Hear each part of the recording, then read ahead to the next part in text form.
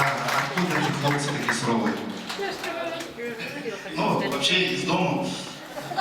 Ну, это у нас с Сашимского района, то есть мы приехали, у нас проживающие трое человек. Я знаю, музыка ваша, а кто пишет тексты вашей песни? Текст пишет, это моя мама Елена Васильевна, она сегодня в зале. Поблагодарим, удачи вам, Дмитрий. Аплодисменты ваши. А я приглашаю Давлетову Айгуль с удивительной песней «Дочь тайги». Давлетова Айгуль, Верхоскиз, встречайте.